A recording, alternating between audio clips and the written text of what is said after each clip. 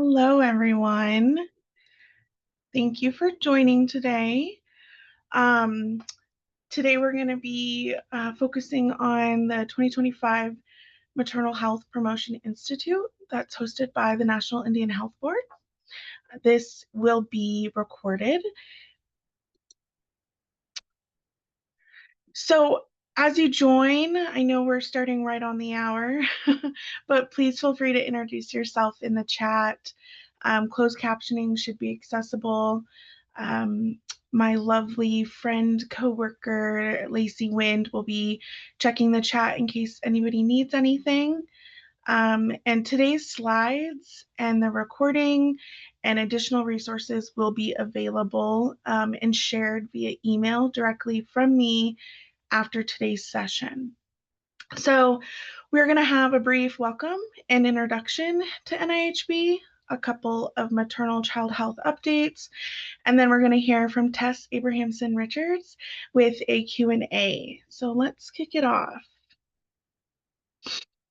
So I really would like to introduce myself because I think I'm going to be meeting a lot of new relatives in this session in the next few months down the road. And so if we already know each other, sorry, you have to hear my introduction again.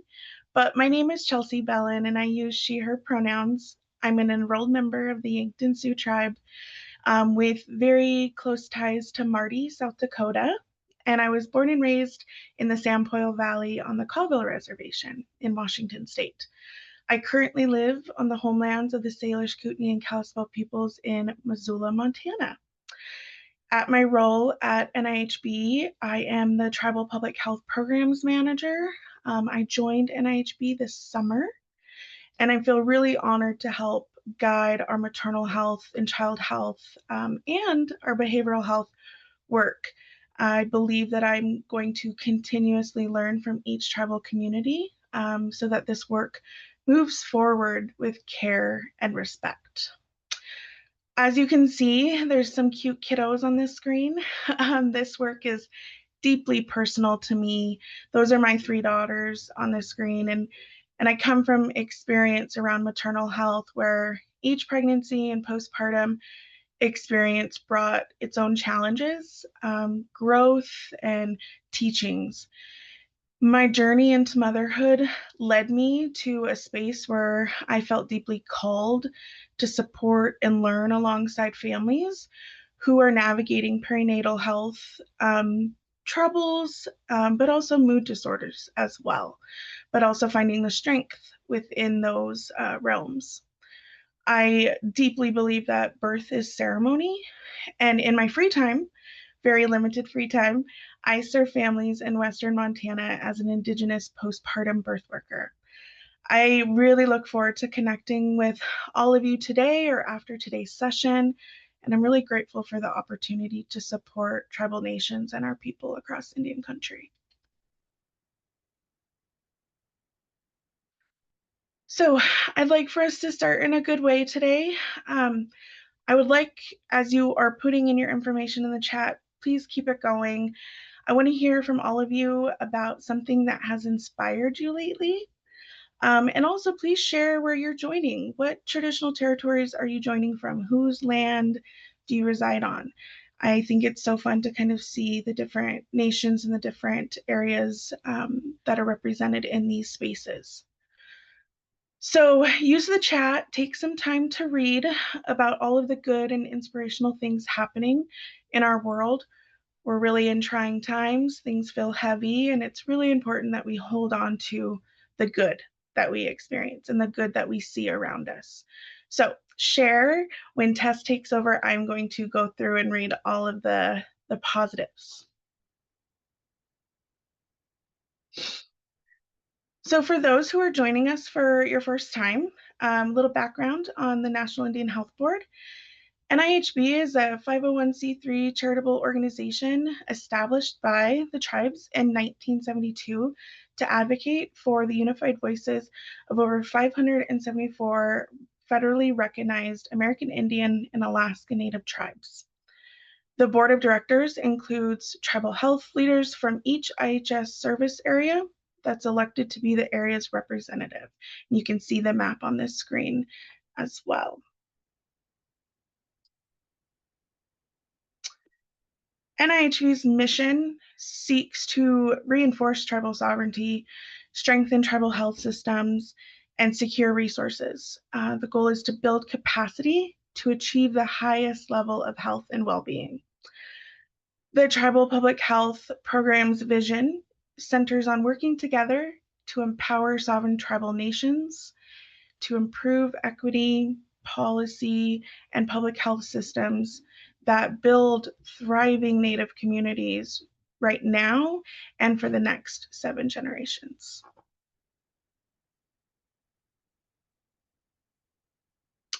So I want to share a few updates on the maternal and child health work that's happening at NIHB. At the start of 2025, we established a maternal health steering committee, which was made up of 5 experts from across the country. And they have supported key initiatives, including the tribal MMRC convening that took place this past summer in Denver. They also have supported the work around tribal health literature adaptations, which was developed in partnership with March of Dimes. We also wrapped up the second cohort of Hear Her subawardees, and it was really exciting during the Maternal Health Institute at the National Tribal Health Conference.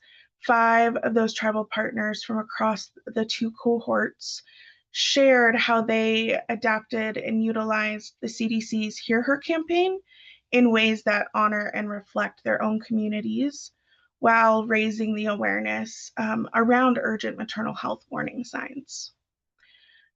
We also have begun work to strengthen maternal and infant immunization efforts within tribal communities. Additionally, NIHB has continued to support the growth within the tribally led maternal mortality review committee initiatives.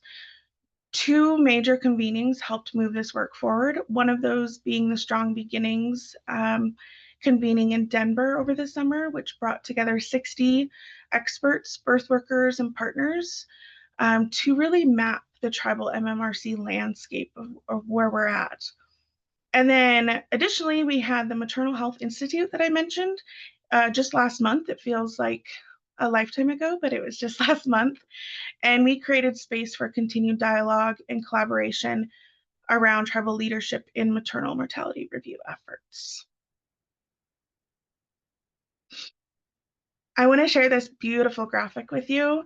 Our partners at UIHI supported our Maternal Health Institute last month. They supported with some travel scholarships, but also bringing a graphic recorder to our space. That really was a great way to visually capture the key takeaways from our visionary planning session that was facilitated by Dr. Janelle Palacios.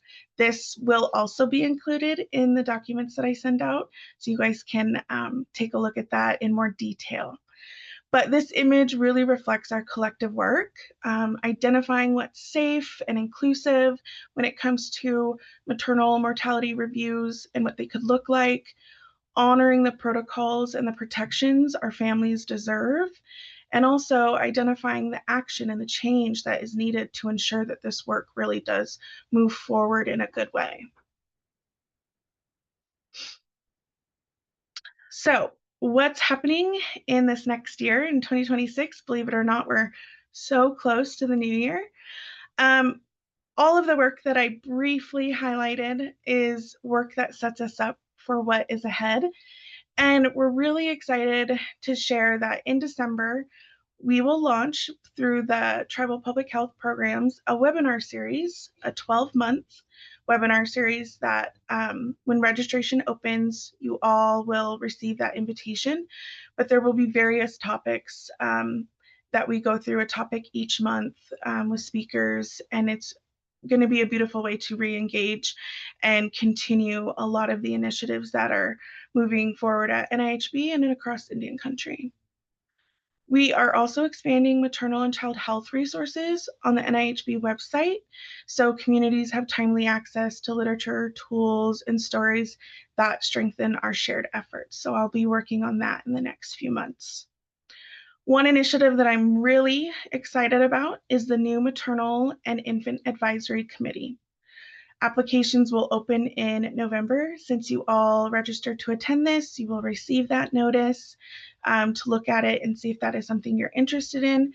We really want this committee to reflect full spectrum of knowledge in our communities, youth, elders, birth workers, public health practitioners, even those in policy. We want it to be really comprehensive and a collaborative effort. It, to me, it's really important, and to this work, it's really important that we build out these pathways and the learning and the mentorship of young and up and coming maternal health experts that are maybe early in their career, or even youth that are just very interested in the topic of maternal and child health. So within this committee, we're going to have relational mentorship and support built into it as well. We will additionally offer some new learning opportunities focused on maternal behavioral health through upcoming webinars. Lastly, but not least, the tribally led MMRC quarterly webinars will begin this winter. The dates are on the screen there. Invitations will follow in terms of the webinars and how to register for them. Our goal at NIHB is to really support the connection and the partnership among all who are working on this to protect Native mothers and babies. These sessions will highlight MMRC efforts, share progress towards the tribally led models, include guest speakers and discussions to really deepen learning together. So when those are available, those will also be sent out to each of you as well. So we are going to move over to Tess, and I will take a look at the chat and answer any questions that might have come up during those updates, and always available to have conversations and share more about that. But I'm really excited to introduce Tess. Tess Abrahamson-Richards is a citizen of the Spokane tribe and descendant of the Colville and Coeur d'Alene tribes. She's a mother, she's an auntie, an advocate, and a scholar. She has lived in Seattle on Coast Salish territory for the past 19 years after moving there from Eastern Washington. I'm a fellow Eastern Washington girl. Tess is the Director of Data Sovereignty at Hummingbird Indigenous Family Services, where she leads Hummingbird's data, evaluation, and data advocacy efforts. She's also a PhD candidate in social welfare at the University of Washington, where her research is focused on Indigenous reproductive justice, family well-being, and maternal health policymaking. Tess is grateful to be able to contribute to the National Indigenous Birth Justice movement alongside the many wonderful warriors in that space. Tess is passionate about data that centers participants' voices, Indigenous methods, community action, stories, and strengths. She is inspired by her communities and all of the beautiful, nurturing, creative, resistant, and reclaiming spaces we share in the healing legacies that we continue to build across generations. So I'm going to hand it over to Tess and stop sharing so she can share her screen, and take it over, Tess. Awesome. Thank you so much. It's great to be here with you all to speak about a topic that's really close to my heart that I don't get to speak about all the time. You'll see me just share my desktop for a second while I get the presenter mode up here. Okay, are we all good, Chelsea? You can see that okay? Great. Thank you so much. I am joining you from Coast Salish territory here in Seattle, like Chelsea mentioned, specifically my neighborhood where Thornton Creek enters Lake Washington is the traditional territory of the Hachubish people, the Lake people of the Duwamish Nation. And I'm grateful to be here raising my kids and living in relationship with our beautiful urban Native community here. And I feel like Chelsea covered the rest of my bio, so thank you. And I'm here to talk about our incarcerated relatives and how they are missing from our communities too, and connections between the criminal legal system, missing and murdered Indigenous women, people, relatives, and violence against Indigenous women. And this nice sweetgrass was created by Sahi Velasco. So I'll start with some background on these issues and then present some data and statistics kind of just to level set so that we're all on the same page about what the incarceration crisis looks like in a Native American context. And then I'll talk a lot also about a defense campaign that I was involved in 2020 and 2021 and explain what a defense campaign is, to show work that happens outside of the system and work that grassroots activists in our communities do to speak back to a system that often paints a binary view of people or promotes an idea of disposability for our incarcerated relatives.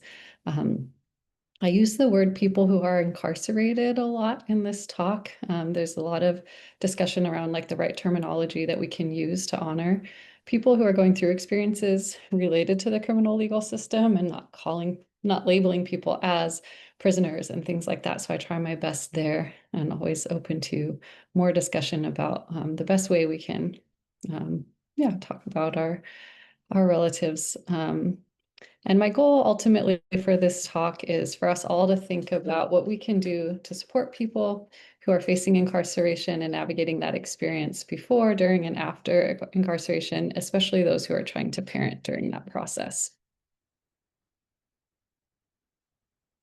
I would like to thank my friends Emily Thuma, YQ, and Priya for their contributions to this presentation. They're people I've worked closely with in activist spaces around these issues.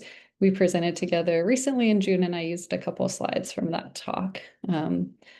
They are really brilliant, who've done so much, and I'll be talking about M's book, actually, which I have right here a little bit later as well. Disclaimer, I don't usually put this in my slides, but in these times, I wanted to be able to express myself authentically without worrying about representing anyone else, whether that's employers, institutions, or even people whose work is reflected in these slides. And also say that my presentation doesn't affect or reflect any official policies or stances of the National Indian Health Board. They didn't ask me to say that, but just covering my bases.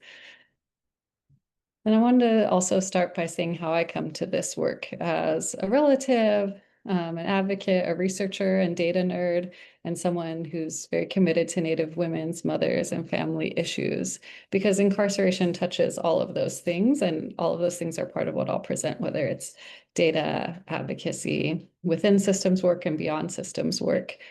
And I'll share some data in a minute showing that we know that many Americans and most Native people are affected by incarceration within our families. I have a sibling who's faced incarceration, chronic incarceration, since he was a teen. And the long journey of that has been difficult, but also has shown a lot of the strengths that we have as Native people and families, especially within like our big family systems that we have to support people going through that situation or their kids, partners, and so on. And also just to say, my brother is a full person. He's not a label. He has struggles and he has successes, just like all of us. He's smart. My mom, who's there on the bottom left, really raised us to have a strong political analysis from the time that we were kids. And so my brother is also someone who analyzes all the topics I'll talk about today and is very aware of the way that like systemic factors are playing a role in his experiences. But anyway, just to say that navigating, supporting him and my nephews and their mom and all of this is a core part of my connection to these issues, and one reason among many that I care a lot about it.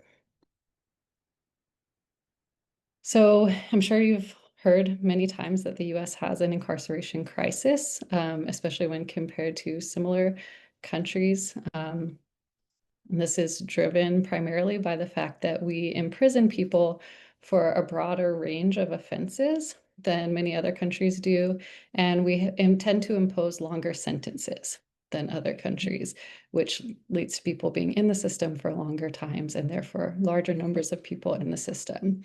And so within that, any disparities that we see by race or class or gender within the US context is against this backdrop that the baseline is already really high for the US as a nation than in other places, even in places that have similar settler colonial contexts, like you see here, Australia, Canada, and so forth. So this is what I was just talking about the fact that many of us are very connected to this issue. About half of US adults have experienced incarceration in their family. And 63% of Native people have had an incarcerated family member. 1 in 4 Americans have had a sibling incarcerated, 1 in 5 have had a parent incarcerated, and 1 in 8 have had a child incarcerated. When I saw these data, I was surprised, but I also, because as I shared my own experience, I felt seen or less alone, and I felt like it reduced, potentially knowing this information could reduce stigma and being able to talk about these experiences and normalizing them. And this, the link is there where you can access this report on everysecond.fwd.us, but this was based on a nationally representative survey that they did in partnership with Cornell University. Also want to say that I can't see the chat, so feel free, Chelsea, if you need to interrupt me if there's like a pressing comment or question, please do. Will do. Great. Also, I'm going to speak a lot about women and mothers issues specifically. So this shows the rise in women's incarceration between 1980 and 2022. And you can see it was just dramatic in those years, after also seeing a dramatic increase between like the 1950s and the 1980s leading up to this. We did see a drop in the COVID years that was not sustained. I think probably too, if we see the most recent years data, it just has continued to climb back up to the pre-COVID levels. There was a lot of discussion around why we saw a drop in the incarcerated population during COVID. It was not because of mass releases, which is one narrative that I saw a lot of, and that advocates were really trying to promote because, of course, jails and prisons were not safe spaces to be during COVID. But there was not a lot of mass releases happening. Primarily, the drop was because of stay-at-home orders. So we did see a drop in arrests and a drop in crime during those stay-at-home orders. There's a lot of reductions in things like burglary, theft, DUIs, because frankly, bars and restaurants were not open in many places. And then there was some change potentially in policing behavior as well because of officers also wanting to protect themselves and maybe, not engage in as much or as many arrests. Primarily when we're thinking about women's incarceration, most women who are incarcerated are in state prisons and local jails. It's not driven as much by federal prisons. And so as a result, state policy and state prisons play a big role in any advocacy that we would like to do or see in terms of reversing that trend in women's incarceration that we just saw. And in addition to this, research shows that reform efforts to reduce incarceration have reduced the total number of people in state prisons, but almost all of that decrease has been among men, which is just interesting to note. Like, that's a great thing to see that reduction. And of course, men and particularly men of color are so victimized by this system that that's something we definitely want to see, but we don't want women's issues to be sort of invisible within this. So like it says here, in 35 states, women's population numbers have fared worse than men's, and in a few states, women's prison populations have even grown enough to counteract the reduction in the men's population so that the overall state prison population stayed the same.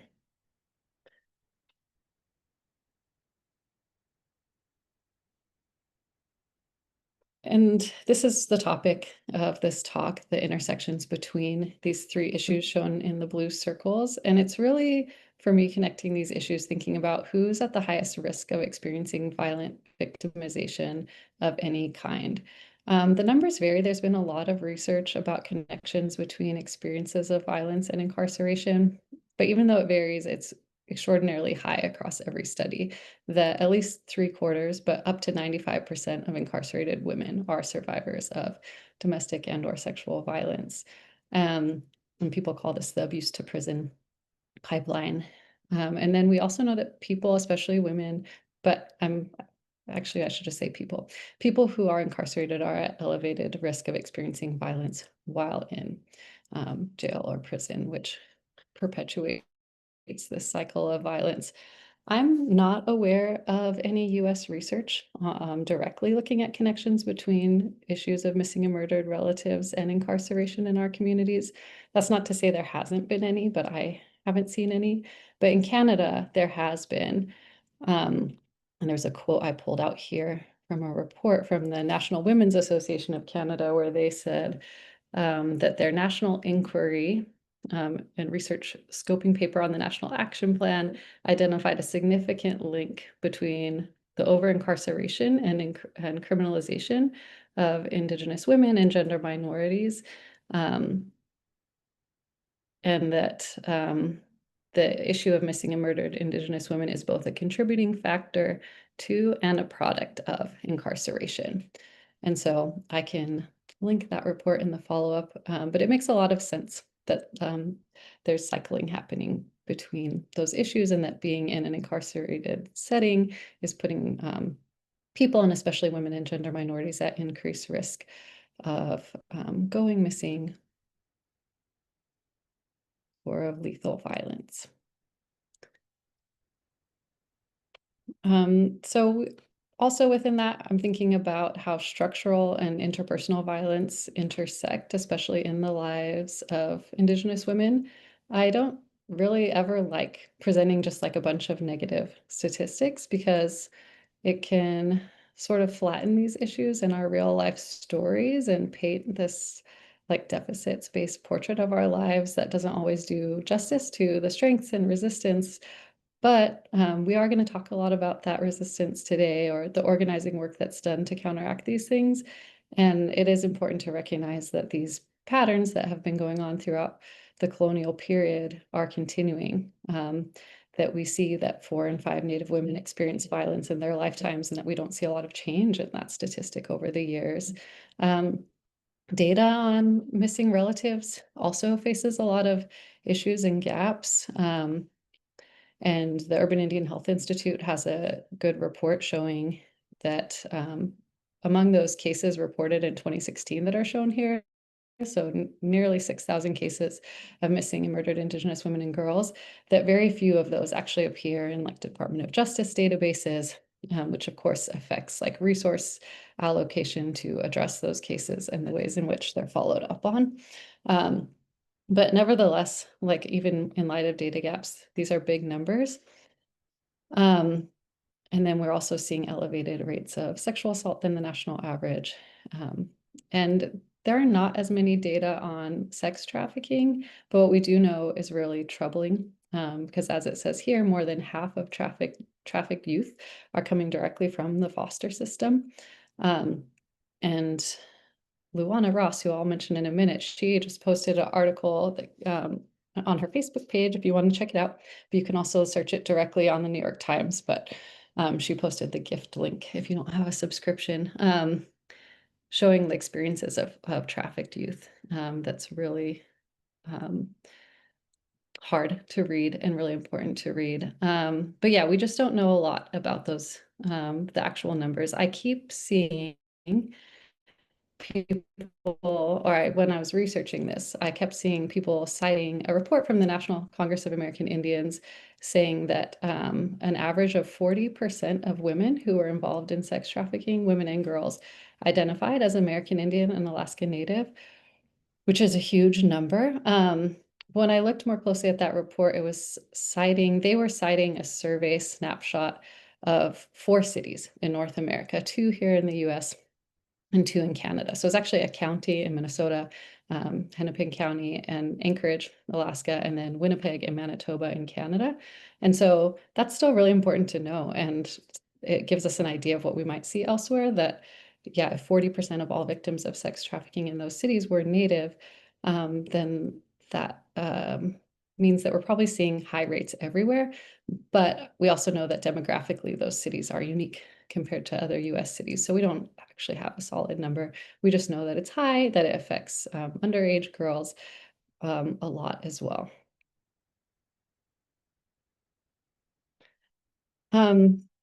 Dehumanization and stereotyping, as we know, have always been used as intentional tools of colonialism, primarily with the intent of justifying land grabs. And we know that for Native women and life givers, that we're the ones birthing our nations and our Native futures. And we know that our Native family and community structures that are often matriarchal or just different than a patriarchal structure challenged Western patriarchal norms and systems of power that were trying to consolidate power in a white male property owner. And so as a result of that, Native women's roles of empowerment, our safety, and our lives have been targeted by empire. And many of the issues that I just presented, many scholars who focus on this would assert that those are a direct result of these continued colonial tactics.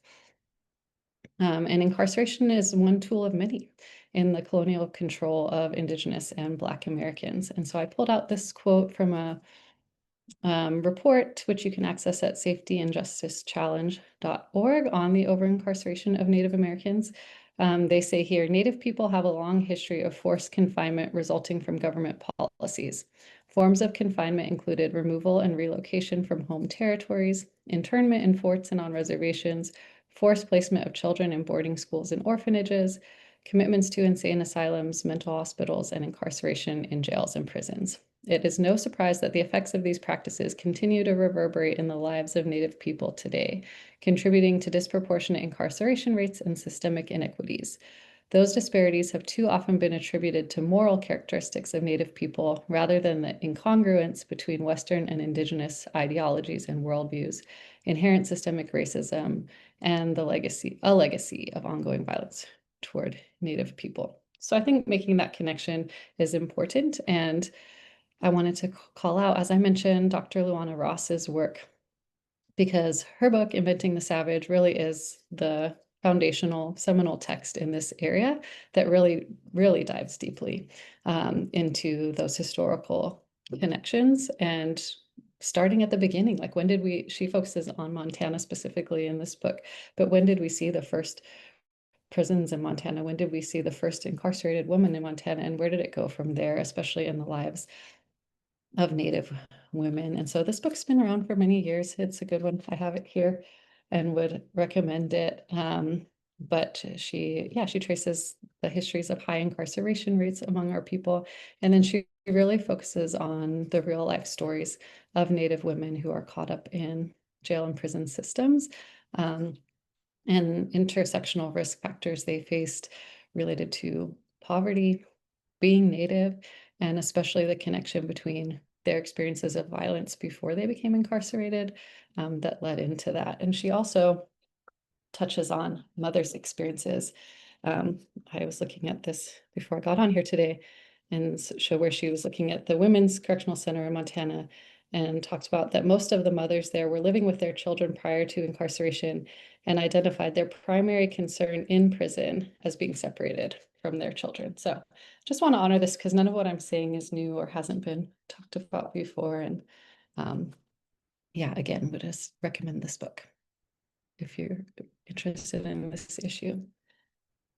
So going from there into our statistics on incarceration for Native people, these are some overall racial disparities in prison and incarceration rates from 2022. So you see among the racial and ethnic groups that are represented here, we're the second highest. And that white dotted line is sort of the total national average. But overall, our rate is at least double the national rate and more than 4 times higher than the rate for white Americans. And these disparities are represented in local jails as well, not just in prisons, although these are prison data. States with the most severe overrepresentation of Native people who are incarcerated include Alaska, North and South Dakota, and Montana. There's probably others I'm not remembering as well. And in states that have higher Native populations like North Dakota, we see that incarceration rates are up to 7 times higher than among white residents in the state of South Dakota. In Montana, Native people make up maybe 7% of the state population, but up to 1/3 of the state prison population. And that racial disparity in Montana's incarcerated population has been stable since at least 1997.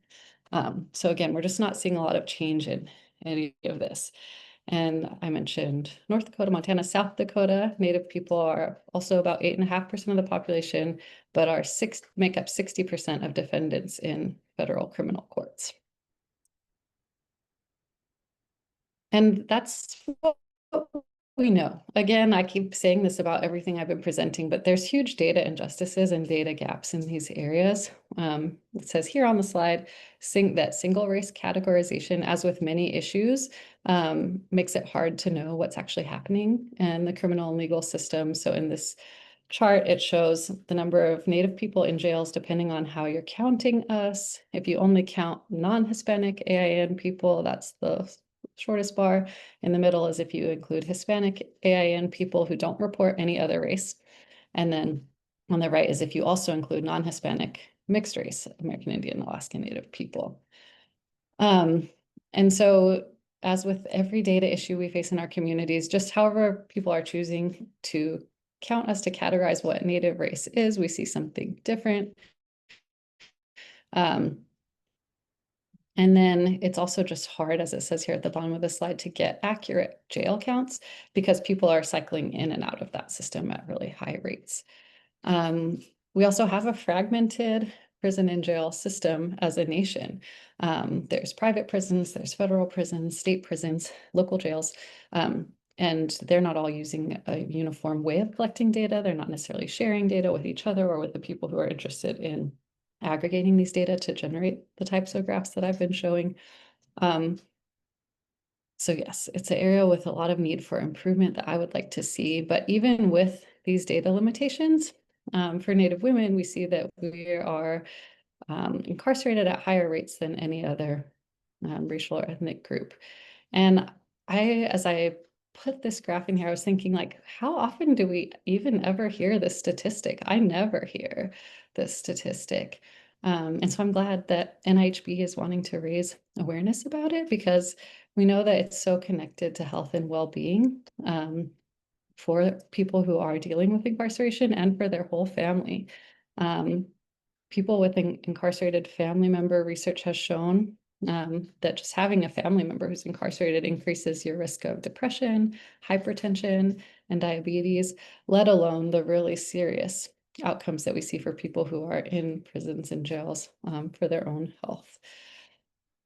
And again, speaking about like some of the states we talked about before, in Montana, Native women make up 1/3 of the entire state prison population.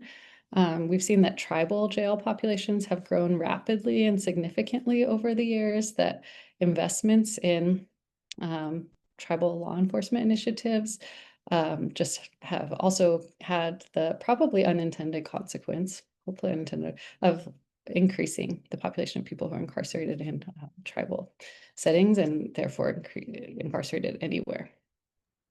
Tess, there's Yes, a yes. question about Okay. that chart. This How one. are AIAN defined in this chart? Yes, that is a great question. Maybe if we go back to the one before it, it will shed some light. This is, no, I don't know the Curious answer to that if question, but it's I can look into it.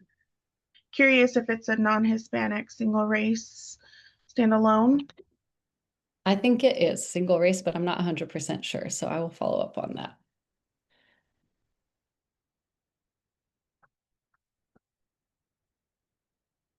And someone can probably fact check it while we're here if they are very motivated. In addition to health outcomes, poverty is probably the biggest issue that is tied to incarceration.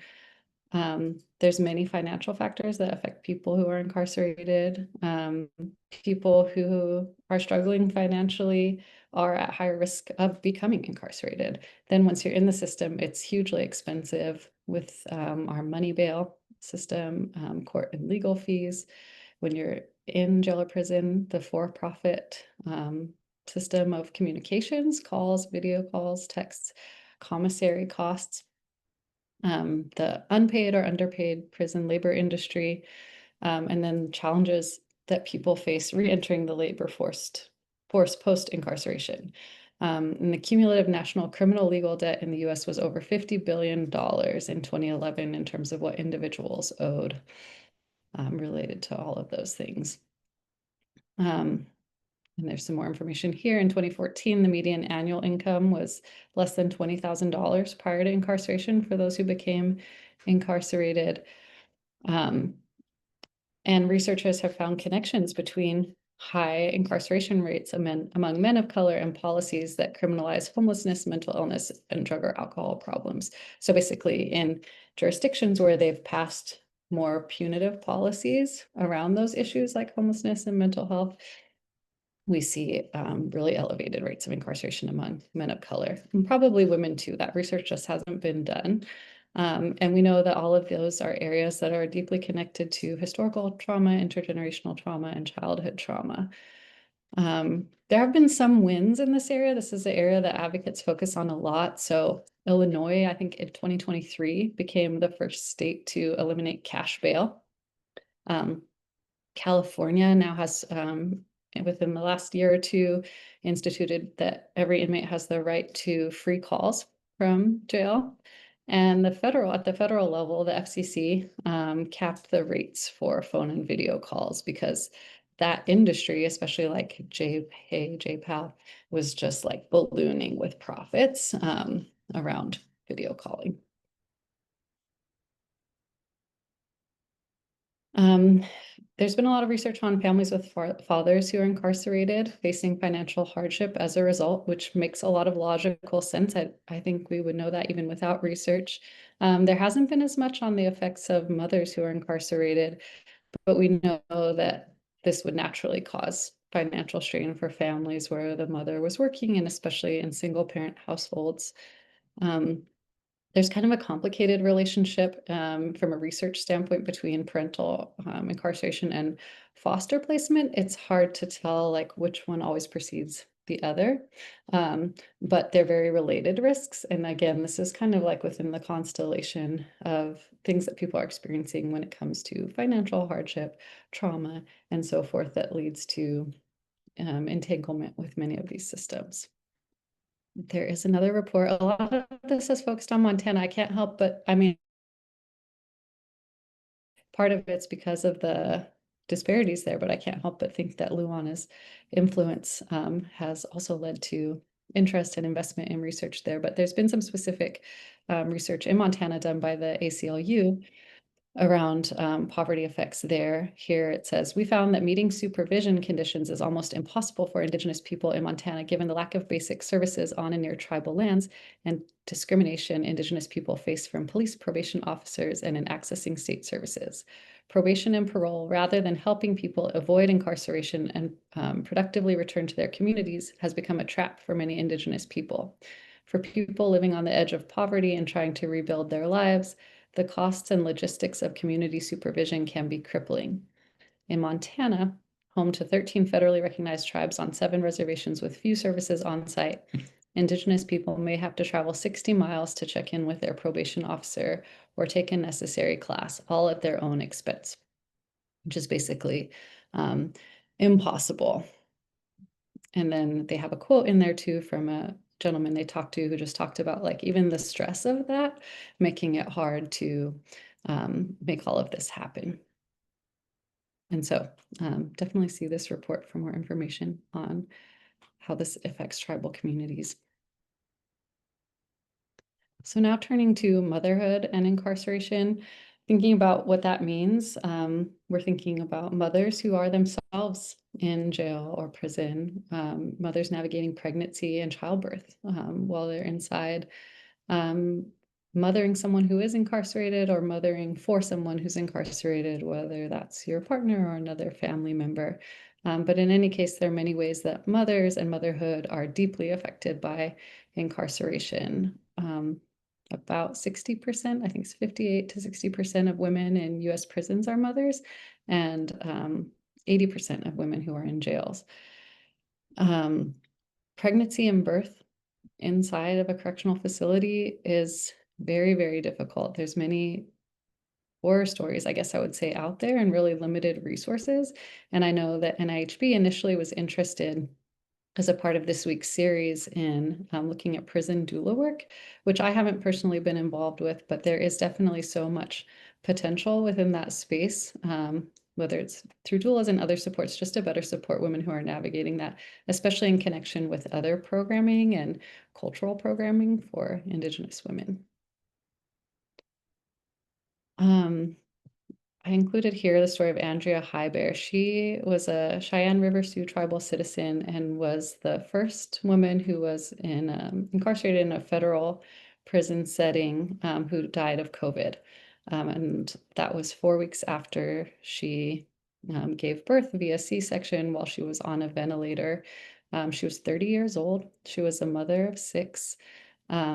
And even though she was 8.5 months pregnant and at higher risk because of her prior C-sections, she was transferred from a county jail in South Dakota to a federal medical center in Texas, shortly preceding all of the events that led to her death.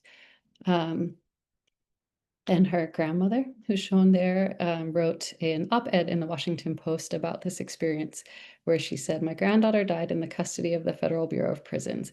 She was 8 months pregnant, and Bureau officials thought it was a good idea to put her on a plane from South Dakota to the Federal Medical Center Carswell in Fort Worth.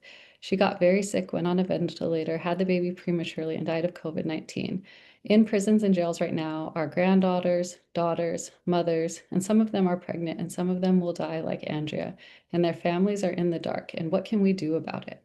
Because, yeah, her family wasn't given any information throughout that period before she passed.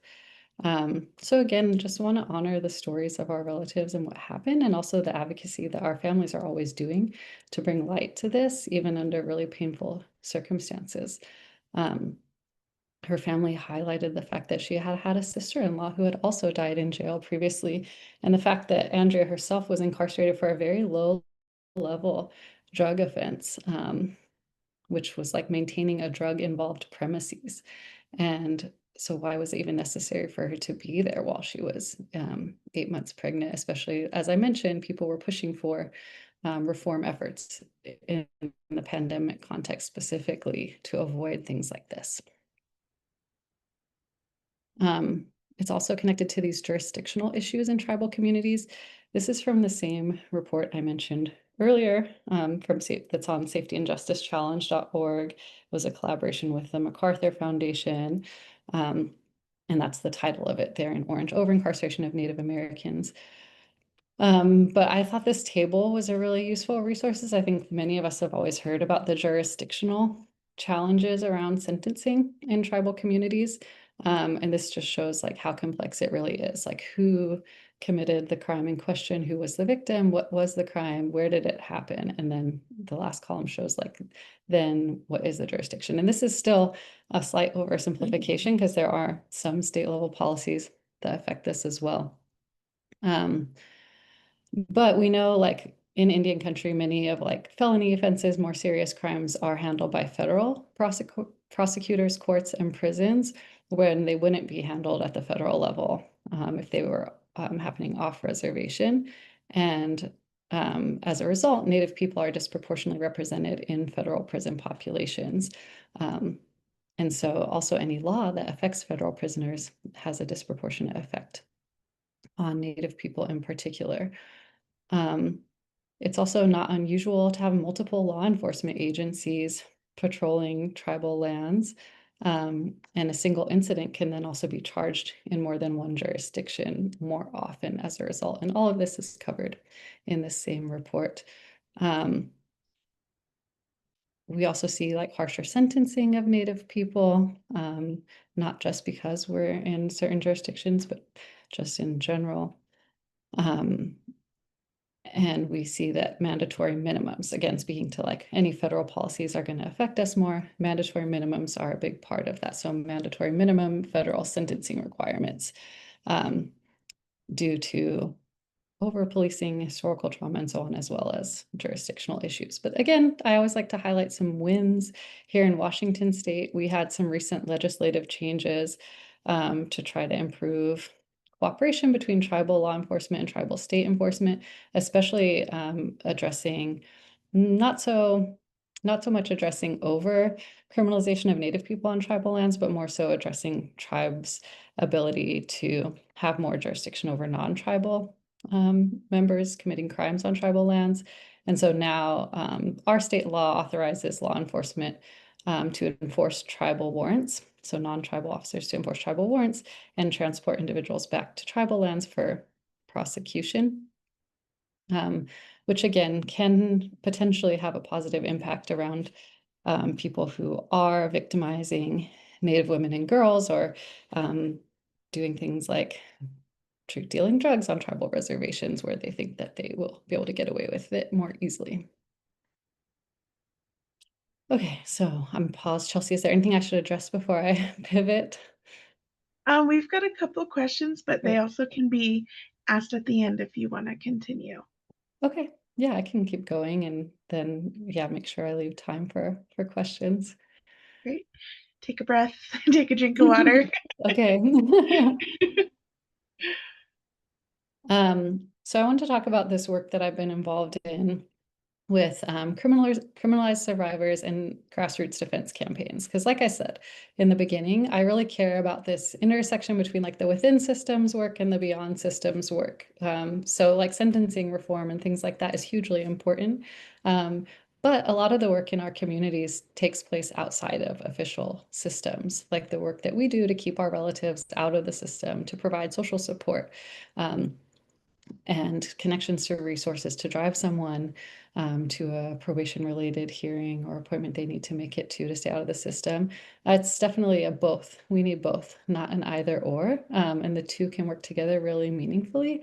But I definitely think a lot of the really transformative work is happening in the grassroots space. And I think that this issue of criminalized survivors gets at a lot of broader issues within the system of like perfect victim narratives, violence against Native women, resource issues, harsh sentencing, all the things I've already talked about.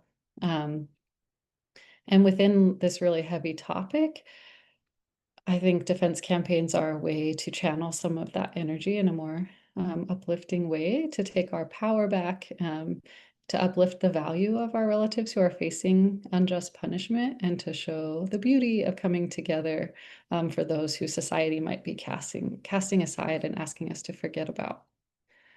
So the term criminalized survivor describes the experience of someone who's been caught up in the criminal legal system due to acts of self-defense, and specifically acts of self-defense against an abuser. Another term for it is survivor defendant.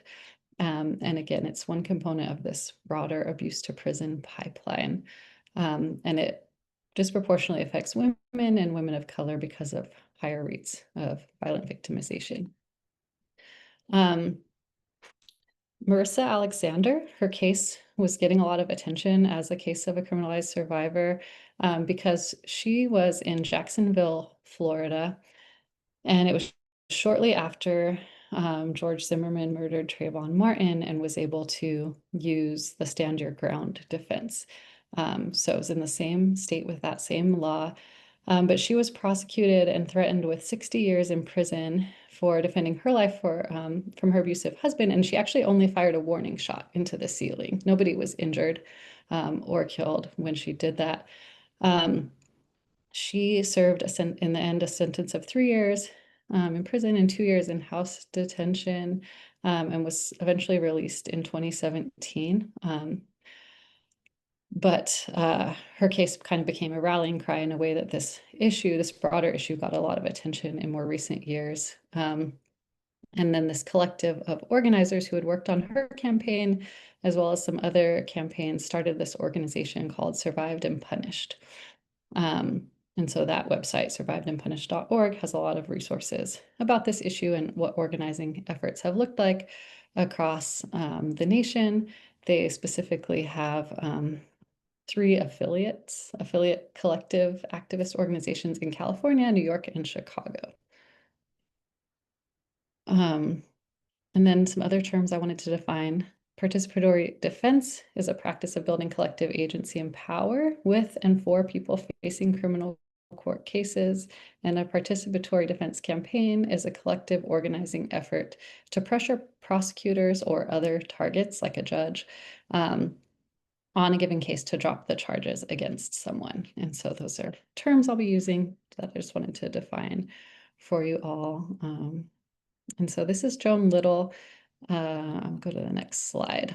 There are like deeper, older roots of this issue before Marissa Alexander as well. I mentioned my friend M, and this is her book, All Our Trials, where she traces the history of grassroots activism to address gender violence and incarceration. Joan Little, her flyer was on the last slide. She was the first woman in the United States who was acquitted for using deadly force to protect herself from sexual violence, actually from a police officer while she was in jail, and that was in 1974. And there were some other similar cases happening at the time. Inez Garcia was a Latina woman, also, and her case was also happening in 1974. And they were both acquitted. And then slightly before that was the case of Yvonne Wanro, and she's also a Colville tribal citizen. She was arrested in 1972 and convicted in 1973 for using violence as a form of self-defense against a man who came into the house trying to attack her children and her neighbor's child. And her legal appeals process lasted through 1979. So from 1973 to 1979. And in the end, she accepted a plea deal that just came with 5 years of probation. But she was actually out on parole throughout her appeals process and led her own defense campaign. And she was a vocal activist nationally and internationally around her own case and around these issues of criminalized survivors more generally. She's awesome. This was all happening at the time of like the A movement and right on the heels of the 1960s. And so her prosecution itself was impacted by the climate at that time because it was very tense, especially like Chelsea and I mentioned in Eastern Washington, where we grew up. There's a lot of racism at the time when there was more attention to the Indian rights movement. But she didn't let any of that stop her, and she's still doing this work today. And I pulled out this quote from M's book where M wrote that as a prospective prisoner, Wanro was fighting not only for her right to protect her children, but to continue parenting them. And I think that's at the root of the issue. Like I read from Luana's book earlier, for mothers who are within the system, it's like not just a fact of their own freedom, but the right to be there parenting their children. So in more recent times, another woman from the Colville Nation got caught up in a similar situation of criminalized survivorship. Her name's Madison George. She is a survivor of domestic and sexual violence, and she was incarcerated also right in the early pandemic in July 2020. And you can read here what happened when she was 4 months postpartum. She was facing a murder charge and some drug-related charges and was facing nearly 2 decades in prison. In the end, she accepted a plea deal from federal prosecutors after she had already been incarcerated and separated from her infant daughter for more than a year. And she was in Spokane County Jail at that time, and it was really tough during COVID. Just crowding, risk, like no hot water, lots of things. Anyways, she was sentenced in the Eastern District of Washington Federal Court in 2021 to serve 6.5 years in prison, which was much, much less than what the prosecution was asking for. And I'm going to talk about why. And then she was also released early. So she's been out since summer 2024. And that's this illustration of her and her daughter, Shine. So when Madison's case started, a defense committee started forming in a pretty grassroots way. It was actually Madison's mom who's there on the bottom left, Jody George, who kind of put the call out like any mother would, like, what do I do? Like, I know this has happened. I feel like it's unjust, but what can I do? I've never navigated this before. And she connected initially with Earthfeather Sovereign, who was running the Missing Murdered Indigenous Women Washington group at the time, also Colville. And Earthfeather started supporting her. And then Earthfeather posted about it on their Facebook page, the MMIW Washington Facebook page, which is where I saw the case. And at that time, there had been like a small news article about the case as well in one of the Spokane newspapers. And I reached out to Earthfeather and I was like, oh my gosh, like, what can we do? And I learned a lot right from the start from all these women. Earthfeather was like, well, you should talk to Jody. Like, I'm not in charge. They're in charge. So I asked Jody, like, is it okay to share about this? Like, connect with others? And she was like, yeah, of course, anything. And so through that process, I think they also connected with Yvonne. And what's really cool about Yvonne is that's her picture at the top. I mentioned like she's still doing this work. She also designed the Free Madison logo that's there. She's an artist. Like just these like lineages of connection are really beautiful. But anyway, through some of my friends and networks here in Seattle that do survivor related work and domestic violence related work, we pulled some people in. Emily M. Thuma, who wrote the book I just mentioned, got involved. She still does a lot of work with the California Coalition of Women's Prisoners and has a big network and had worked with Survived and Punished.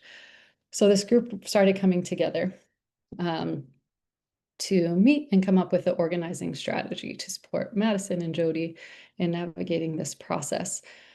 And it was the pandemic, as I mentioned, and so that is a lot of context for all of this is happening on Zoom. A lot of us were still under stay-at-home orders, so we're spending a lot of time together on Zoom.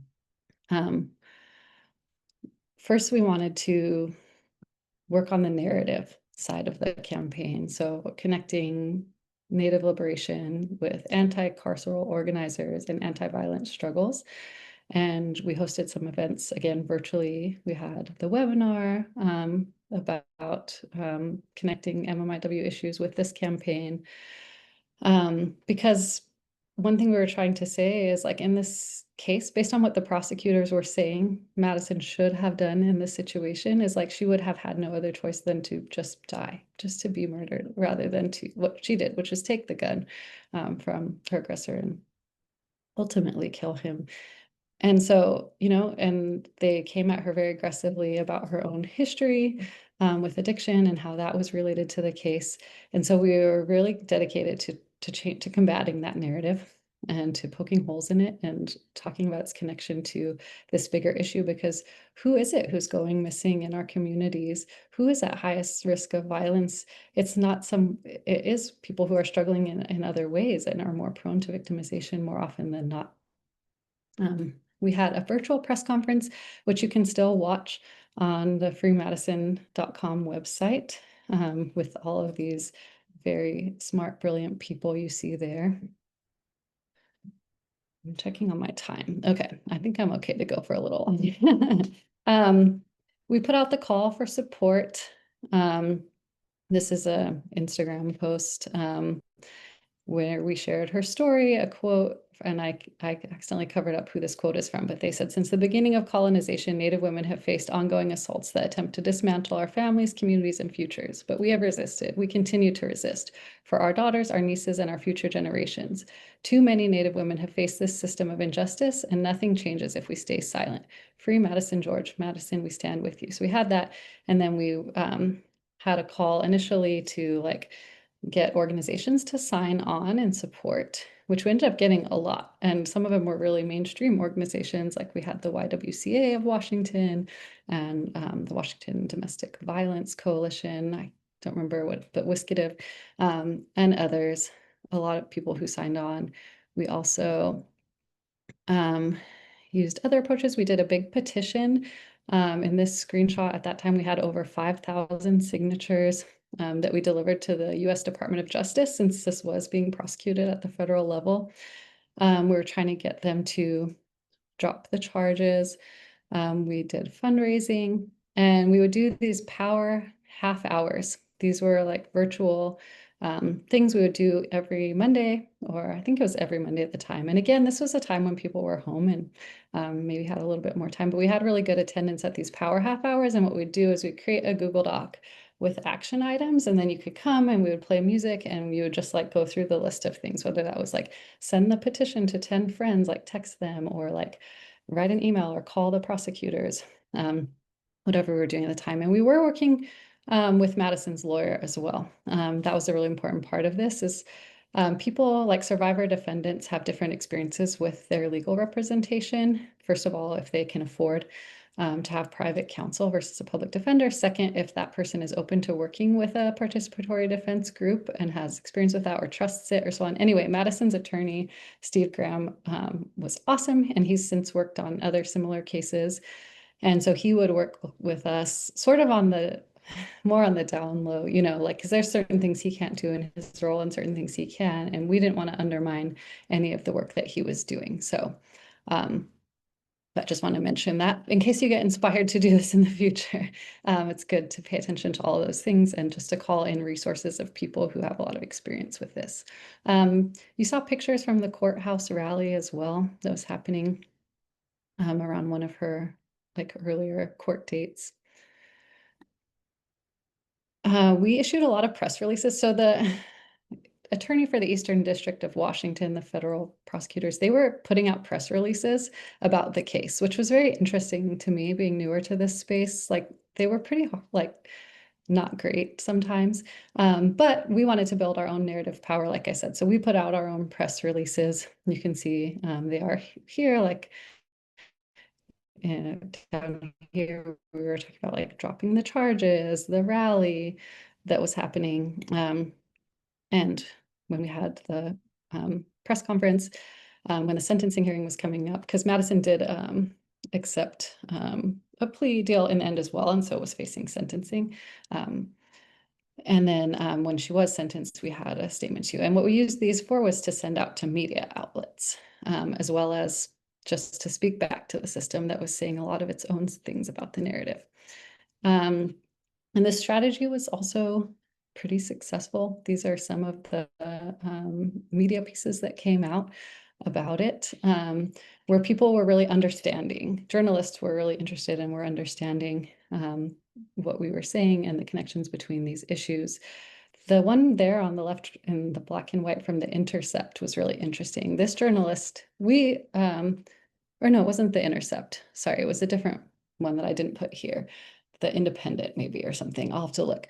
But he was a journalist who reached out to us. We would often like reach out to either journalists that we knew, that people in our network knew, or whatever. But he reached out to us because the Gabby Petito case was happening, and he had like gotten some pushback from communities being like, you never say anything about missing and murdered Indigenous women. Like your paper hasn't put anything out about this ever. And so he found us and he was like, I want to fix it. So that was interesting, intersection, but that was another strategy. And then we made a docu-short. My friend Jason and I traveled out to Nispelem, where we interviewed Jody there on the Colville Res in the Longhouse. And then, yeah, this was all because of my friend Sabrina. So Jason's her brother, and in the other picture, Chris, that was her partner at the time. She pulled them into all the production for this docu-short. So he helped to record. Chris helped record the voiceover that I did for it. So we're just trying to use all of the angles. And then, yeah, this was an excerpt from our press release, our statement on her sentencing, where we say this. We say the prosecution stuck to its racist, sexist, anti-survivor arguments to the bitter end, bringing witnesses to court to discredit Madison's account of rape and insisting to the judge that that United States versus Madison Danielle George was, quote, simply a drug trafficking case. However, Judge Rosanna Peterson made it unequivocally clear that she found Madison's account of sexual assault to be credible. also challenged the prosecutors on their willful omission of Christopher Ball Graber's well-documented history of violence against multiple women and cited this history as a factor in her decision-making. The judge additionally pointed to the systemic uneven prosecution of drug charges, as well as the failure of the U.S. Attorney's Office to prosecute Graber for violating federal gun laws. In further explaining her decision to limit Madison's sentence, Judge Peterson cited the Savannahs Act and the Not Indivisible Act, signed into law in October 2020, which are designed to address the crisis of missing and murdered Indigenous women. So all that to say that, like, the judge actually quoted things directly from some of our press releases or things we had put out in her sentencing statement and really told off the prosecution. Our initial target for this campaign was the prosecutors. We thought that they would be like, oh yeah, that makes sense. We're going to go for a reduced sentence. But they didn't. They really dug their heels in. And so it was validating that the judge wasn't that way and actually listened, and that all of the stuff that happened made a difference. And like I said, because of what they call good behavior and other things, Madison got out even earlier than what she was in the end sentenced to. The prosecutors wanted 17 years. She was sentenced to 6.5 years, which was a lot of time saved. And now in the end, she got to go home to her daughter again, who was a baby when all of this first happened. I want to leave time for questions, but yeah, I think I've gone over a lot of the lessons and insights. This was such a transformative experience for me, very empowering as a Native woman. I learned a lot from my mentors in this work and continue to be inspired by them. And there's still other cases. So anyone, if you want to support anything that's going on now, be happy to connect you, not just for Native women, but for other women. We wrote a book chapter about this, and so I did want to finish this section with a quote from what Madison wrote for the book chapter. She said, "I would first like to thank my mother, Jody George, for fighting the good fight and having the courage to stand up for what she thought was right and doing what she thought should be done. Second, I'd like to thank Yvonne Swan, Earth Feather Sovereign, Emily Thuma, everyone on the Defense Committee, and all my supporters who stuck by me, fought for me, and most of all, believed me. Having so many people who stood in my corner and fought for me really made a huge difference for me in jail and for my family, who were home fearing the worst. While I was in jail, I had lost hope and began to think, no one believes me. They're going to send me away forever.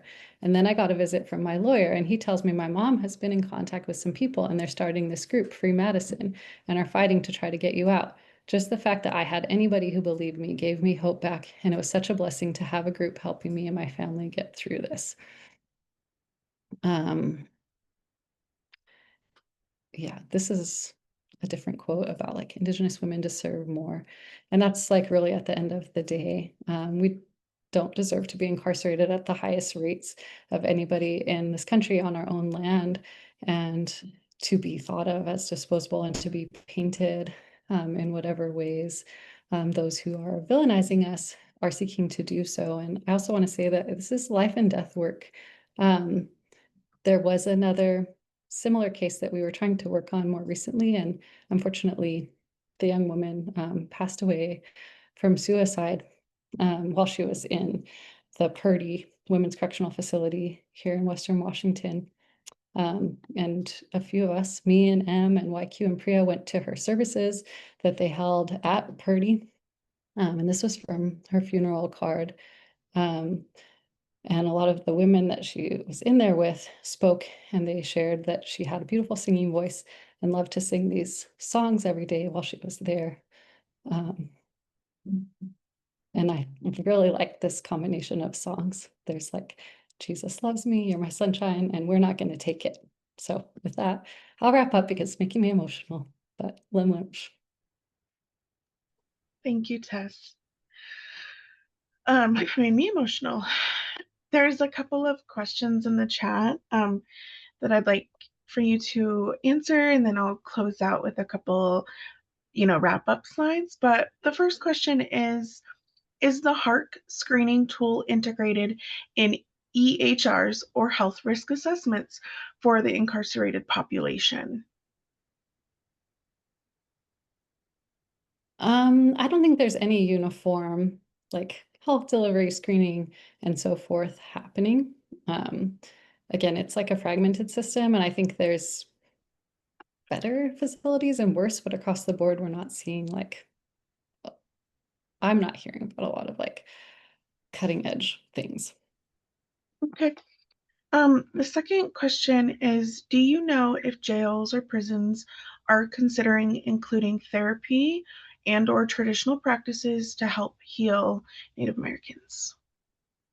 Yeah, so most of what I know is again like based here in Washington, but yes. So at Purdy, actually Purdy has a new name, which but it's the main women's federal correctional facility here in Western Washington. Um, but when I was there, they had like a pet therapy program there. They have different things. I think it's nonprofits who are trying to do this work and then partnering with jails and prisons, mostly prisons.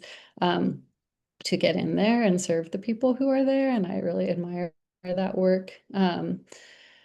And so it, again, would like vary facility to facility and is more so driven by those nonprofits who are wanting to be in those spaces. And we also have Colleen Costin is our tribal liaison for the state prisons or the Washington Department of Corrections here in Washington State. And I know that she really cares about all of this and has been like uplifting some of, like there's a cultural program in a men's prison that we have here and would like to see more of that. But so would I. Sometimes I'm like, this is what I should be doing with my life and not whatever else I'm doing. You're meant to do what you're doing. um, please don't stop. The last question that I have here is related to Madison's case. It says, do you know if the judge overseeing Madison's case had a record for wrong or unfair charges from other violence related cases or drug offenses? Did anyone ask the court to penalize the judge for any of this? Hmm.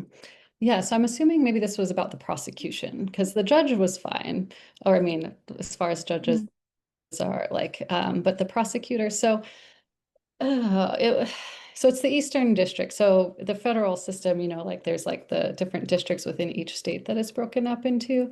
And the Eastern District is where I'm from, and they prosecute a lot of our people, and it is harsh. And this, at that time, the new lead who was brought in was Vanessa Waldrop, and she was like kind of being touted by like our politicians because she's like the first woman to take on this role and she wants to reform. I'm not that familiar with other cases that she's prosecuted that may have been just or unjust, but I felt that even though they've tried to collaborate with our tribal nations, I haven't gotten any sense that like they're a friend of ours in that sense. It's just a really tough topic. Awesome. Thank you. I'll keep an eye on the chat while we just shift for closing out to make sure no other questions come in. See a lot of thank yous in the chat for the storytelling. So let's see here. Just want to make sure I can see what's going on. Okay. So appreciate you, Tess, so much. I do see someone raising their hand, and I'll come back to you in just a moment. But I want to share this opportunity. It's from Listening to Mothers. It's a national survey. This was shared with us by some friends and partners that are helping advocate for this survey. This will be sent out in my email as well. But if you know anybody that is American Indian Alaska Native, has a baby or a toddler, is 18 years and older, and would like to provide some feedback, there is an honorarium or a gift card available. It's really important that we don't share this on social media due to issues with bots trying to fill out the survey. But I offered to share this opportunity, so you'll get a PDF of this to share with maybe your programs and people. The deadline is this week, but just wanted to throw that out there. I wanted to quickly highlight NIHB resources. We have some reports and different advocacy letters. You can sign up for weekly updates and share outs from our teams across NIHB. There's some tribal health data information, different webinars. I will share this PDF PowerPoint. So all those links will be live and provide a more structured resource list in an email for everybody. So I really just want to thank everybody for your time. We're going to get off just a little early. Again, you'll receive an email from me later today. If you would fill out the evaluation to share your thoughts and comments. There was a lot of great conversation in the chat about potential topics to explore. I know something like this topic can bring up even more ideas. It can bring up emotions and feelings. And so just take care of yourself today, and nurture whatever you're feeling after you leave this space, and continue to do the good work. Grateful for you all to be in this space, and looking forward to meeting with you down the road. So I will double check before we log off just to see if there's anything else. Make sure. I don't see the person's hand now, unfortunately. Okay, well, if there are questions, you can email me and I will send them over to Tess. So have a great day, everyone. Thank you. Thank you, Chelsea. Bye, Tess. Have a good one.